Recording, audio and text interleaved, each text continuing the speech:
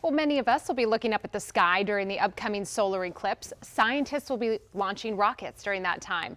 Meteorologist Kaitlyn McGrath traveled to the NASA flight facility on Wallops Island in Virginia, where those rockets will be taking off from. Yeah, she's with us now to talk more about this very unique opportunity to study the atmosphere that just isn't available when it's not an eclipse. That's right, you guys. When the moon blocks the sun during the eclipse, it will cast a supersonic cooling shadow down on Earth. And this will give scientists the opportunity to study how the atmosphere changes and how that affects us down here on Earth.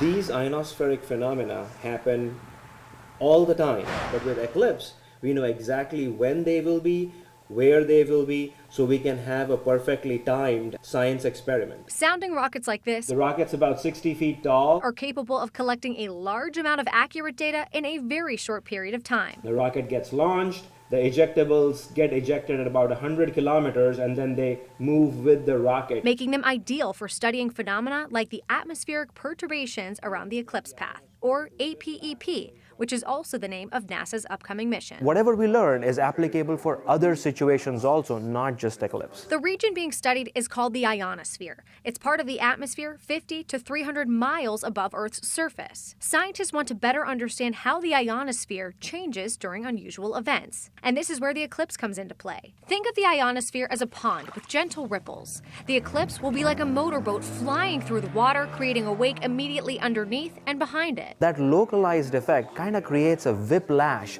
where the ionosphere's plasma density goes down and comes back up rapidly. So why should we care about disturbances like this in the atmosphere? We are an increasingly connected society, radio signals everywhere, and all of these perturbations reduce the strength of the radio signals. The better we can understand it through this type of mission, the better we can make that technology work.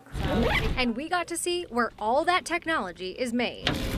Right in there. Prepping for flights like this takes years. There's all of the engineering. We're manufacturing the mechanical components here, what we call the skins. Assembly. So this is taking all the science data from the instrumentation that we're collecting in flight, consolidating that, and then telemetering it back down to the ground, receiving it. And then the testing. We're going to pump a lot of sound and vibration into it that replicates the flight environment and actually goes above and beyond the flight environment. We want to see that break here in the lab rather than in flight. The rockets will be in flight for only 10 to 15 minutes. During that time, they will send back valuable data that can only be collected during an eclipse. This is one rocket. Then the rockets crash into the ocean. Here we have no parachute, we are not doing any recovery, so the nose cone remains on. And on Monday, NASA will launch 3 of these rockets in search of information to better understand the atmosphere around us.